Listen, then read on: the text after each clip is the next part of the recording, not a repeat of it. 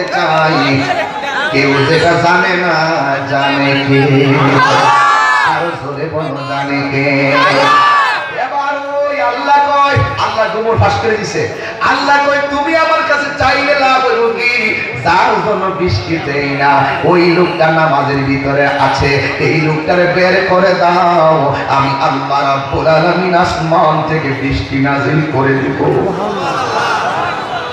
ঘরের ভিতরে যদি 5টা ভাইয়ের মধ্যে একটা ভাই যদি বেয়াদব হয়, একটা ভাই যদি আল্লাহর সঙ্গে নাফরমানি করে, এর কারণে কিন্তু গোটা ঘরটা আল্লাহ জ্বালাইয়া দিব। কেন জানাননি? যে তোমার সন্তানকে তুমি কেন টেক কেয়ার করো না, এই কথা বলেন ঠিক কিনা? তোমার ছোট ভাইকে তুমি কেন দেখে রাখো নাই? এই জন্য তোমাকে সেই শাস্তির মধ্যে পড়তে হবে। ও যুবকের দল, এবার আমার আল্লাহ বলেন মুসা, ও মুসা, ওই লোকটারে সেখান থেকে বের করে দাও, বৃষ্টি দেওয়ার মালিককে। এবার মুসা কালিমুল্লাহ ডাক দিয়া কয়, আল্লাহ, ও আমার আল্লাহ গো, এই লোকটা তো আমি চিনি না, আমি তো তারে কোনোদিন দেখি নাই। এখন লক্ষ লক্ষ মানুষের ভিতরে আমি যদি ঘোষণা করি, এখন ওই লোকটা তো আমার কথা নাও শুনতে পারে, যেহেতু ওই সময় সাউন্ড সিস্টেম ছিল না। মুসা নবী হলো ইমামতির মিম্বারে, কিন্তু মানুষগুলা হলো লক্ষ লক্ষ মানুষ, সামনের কথা তো পিছনের কেউ শুনবে না। আমার আল্লাহ ডাক দিয়া কয়, মুসা রে, মানুষ শুধু এটা কেন, সারা পৃথিবীর মানুষ যদি মুসল্লি হয়ে যায়, তুমি শুধুমাত্র মুখ দিয়া ঘোষণা করে দাও ওই বিয়াদবের কারণে বৃষ্টি হচ্ছে না, তুমি বের হয়ে যাও, তোমার এই গলার সাউন্ডটা সকল মুসল্লিদের কানে কানে পৌঁছায়া দিব আমি আল্লাহ। আরো জোরে কোনা আল্লাহু আকবার। আল্লাহু লা ইলাহা ইল্লা হুয়াল হাইয়ুল কাইয়্যুম।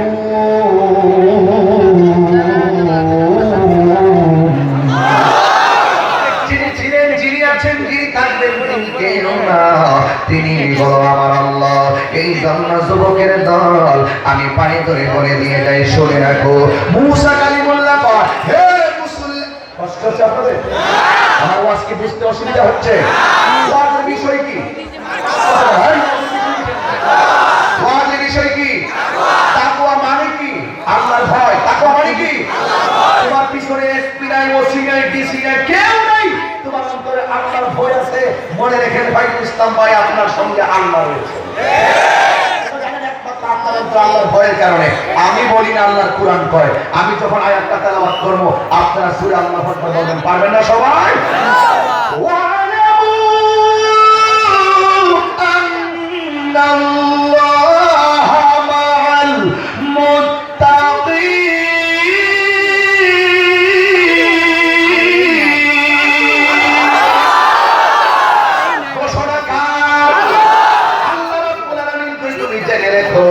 তোমার অন্তরে যদি আমি আল্লাহর ভয় থাকে, কেউ যদিও তোমার সঙ্গে না থাকে, আপনারা বলুন আমাদের সমাজের সঙ্গে আমার আল্লাহ আছে না? না। এই জন্য মুসা কালিমুল্লাহ বলেন, মুসা কালিমুল্লাহ বলেন, ও আমার আল্লাহ, আমি সামনে বলবো, পিছনে শুনবে কে কিভাবে? এবার আমার আল্লাহ রাব্বুল আলামিন বলেন, হে মুসা, তুমি শুধু বলে দাও, আমি আল্লাহ সবার কানের মধ্যে তোমার সাউন্ডটা পৌঁছায়া দিব। এই কথা বলার পরে আমার আল্লাহ রাব্বুল আলামিনের ওই মুসা কালিমুল্লাহ বললেন, হে মুসল্লিরা কেরাম, বৃষ্টি কেন হয় না? আমার আল্লাহ আমাকে বলেছে। মুসল্লিরা বলেন কেন হয় না? ওই আমার সমাজের মধ্যে এমন একটা গুনাহগার আছে, 40 বছর পর্যন্ত এমন কোন গুনাহ নাই লোকটা করে নাই। এই লোকের কারণে গোটা সমাজের প্রতি আল্লাহ সন্তুষ্ট হইয়া বৃষ্টি বন্ধ করে দিয়েছে। মুসল্লিরা বলেন এখন উপায় কি? ওই উপায় কিছু না, যে এই লোকটা 40 বছর ধরে গুনাহ করেছে, এই লোকটা আমার পিছনে নামাজ পড়েছে, লোকটা কি সামনে আছে না পিছনে আছে আমি জানি না, তবে অবশ্যই তার কানের ভিতরে আমার মেসেজটা পড়ছে, কারণ তার একজনের কারণে গোটা সমাজের মানুষ কষ্ট পাইতেছে। ওই লোকটা এখন বের হয়ে গেলে বৃষ্টি নাজিল হয়ে যাবে। কিন্তু যে লোকটা 40 বছর ধরে গুনাহ করে, এখন লাখো মানুষের ভিড়ে এই লোকটা যদি বের হয়ে যায়, পাবলিকের কাছে ধরা খাইব। যেমন ভাবে আমি বলছি, কে কে সুদ খান হাত তোলেন, আপনারা তোলেন নাই ধরা খেয়া যাবেন। কে কে জিনা করেছেন হাত তোলেন, তোলেন নাই ধরা খেয়া যাবেন। ওই লোকটাও কয় এখন যদি আমি বের হয়ে যাই আমি ধরা খেয়া যাবো। এই মুহূর্তে লোকটাও নামাজের ভিতরে দাঁড়ায় রয়েছে। মুসা কালিমুল্লাহ অপেক্ষা করতেছে, আর শত শত মুসল্লিরা অপেক্ষা করতেছে, কিন্তু বাবা বৃষ্টিও হয় না, লোকটাও বের হয় না। লোকটা বের হয় না। আমার আল্লাহ রাব্বুল আলামিনের জলিল কদর পয়গম্বর মুসা কালিমুল্লাহ দেখতেছেন কেউ বের হয় নাই, কিন্তু আমার আল্লাহ আসমান থেকে বৃষ্টি নাজিল করে দিয়েছে। আরো জোরে বলো আল্লাহু আকবার। এ আমার বন্ধুরি, এখন মুসা নবী হালকা ধরা খেয়ে গেছে। উম্মত ডাক দিয়ে ও মুসা, আপনি বলেছেন ওই লোকটার কারণে বৃষ্টি হয় না, এই লোকটা বের হয়ে গেলে বৃষ্টি নাজিল হবে। এখন যে লোকটাও বের হয় না, আল্লাহ তো বৃষ্টি নাজিল করে দিয়েছে। তখন মুসা নবী আল্লাহরে ডাক দিয়ে বলেন, ও আমার আল্লাহ,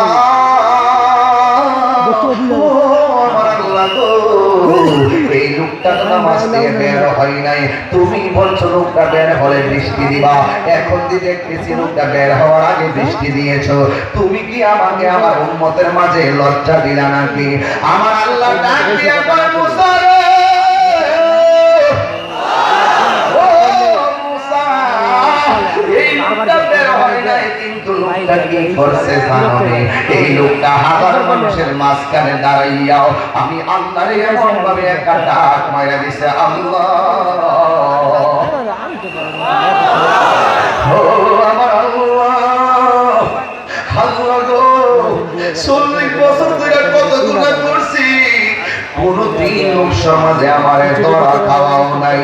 আজকে আমি নামাজের মাঝখানে দাঁড়াইলাম, তুমি আমার হাজার লাখ মানুষের সামনে ধরা খাওয়াইলে আমার কি উপায় হইল? এবার লোকটা আল্লাহর কাছে দুইটা হাত বাড়াইয়া দেওয়ার পরে আমার আল্লাহ ডাক দিয়ে কই, মুসা রে, আমি আল্লাহ কেন বৃষ্টি নাজিল করছি জানোস নি? হাজার মানুষের সামনে সে বের না হইয়া আমি আল্লাহ হাসরের ময়দানে তারে যে শাস্তি দিব, এই ভয় কইরা দুইটা চোখের পানি ফালাইয়া দিছে। তার দুইটা চোখের পানি আমি আল্লাহর কাছে মহাসাগরের মতো মনে হয়েছে। আল্লাহু আকবার। মুসা, তার চোখের পানি আমার রহমতের দরিয়ায় চুষ মেরেছে, এই জন্য আমি আর থাকতে পারি নাই, আমি আল্লাহ বৃষ্টি নাজিল করে দিয়েছি।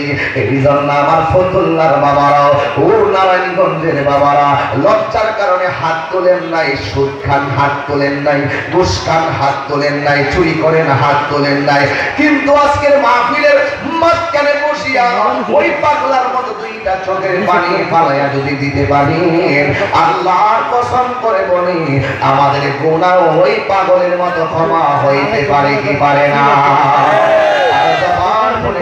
পারে কি পারে না?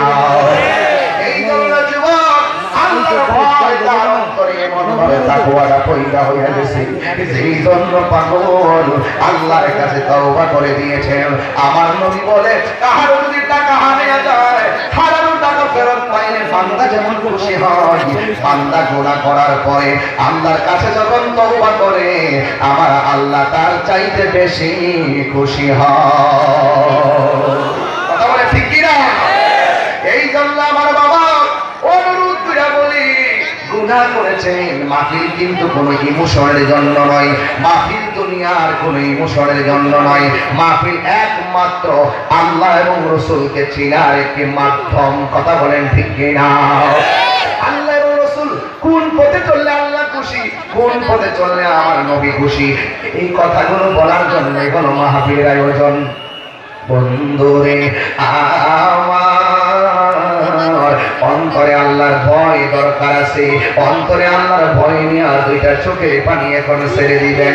এ বন্ধু, মুসা কালিমুল্লাহ বৃষ্টি দেখেছেন, নবীদের মধ্যে অনেক নবীগণ আল্লাহর ভয়ে তারা শুধুমাত্র কান্না করতেন, অথচ নবীদের কোনো গুনাহ ছিল? নবীদের কোনো গুনাহ আছে? নবীদের কোনো গুনাহ নাই। এই জন্য একটা একটা মেয়ের কথা মনে হয়ে গেল। আল্লাহর ভয় যাদের অন্তরে থাকে, আল্লাহর ভয় যাদের অন্তরে থাকে, তাদের মর্যাদা আল্লাহকে বাড়াইয়া দেয় না কমাইয়া দেয়? আরো জোরে কোনো বাড়াইয়া দেয় না কমাইয়া দেয়? এই জল্লাপুরি একটা মেয়ে রাস্তা দিয়ে হাঁটে, ও যুবকের দল, আর একটা ছেলে মেয়েটার পিছনে পিছনে লেগে গেছে। আপনারা আওয়াজ করে বলেন, আল্লাহ রাব্বুল আলামিন আমাদের প্রত্যেকটা কদমের কদমের কথার কথার হিসাব নিবে হাসরের ময়দানে। এই কথাটা কি সত্য নাকি মিথ্যা? এই মেয়েটা রাস্তা দিয়ে হাঁটে। আমার সমাজেও কিছু ছেলে আছে, যেই ছেলেগুলা রাস্তা দিয়ে হাঁটলে মেয়েদেরকে উত্তপ্ত করে, এমন কিছু বকাটে পোলাপান আছে না? বকাটে ভাইয়েরা শুনে রাখো, আমি ভাই বলে বলে যাই, তোমার জীবনটা অনেক মূল্য আছে, তোমার জীবনটা অনেক দাম আছে। সময় মতো আল্লাহরে না ডাকলে আমার আল্লাহ যেই কোনো মুহূর্তে তোমাকে মরণ নামক থাবা দিয়া সব শেষ করে ফেলাইতে পারে। কথা বলেন ঠিক কিনা? ওই মেয়েটা রাস্তা দিয়ে হাঁটতেছে, আর পিছন দিক দিয়ে একটা ছেলে মেয়ের পিছনে লেগেছে। প্রথম দিন ছেলের পিছু ছেলেটা মেয়ের পিছনে লাগলো, কিন্তু মেয়েটার কোনো ক্ষতি করতে পারে নাই। কিন্তু মেয়েটা বড় আল্লাহওয়ালি ছিল। তারা সত্যিকার আল্লাহকে ভয় করে, তারা সত্যিকার আখিরাতকে ভয় করে, এরা কোনোদিন বেপরদায় চলে না। কথা বলেন ঠিক কিনা?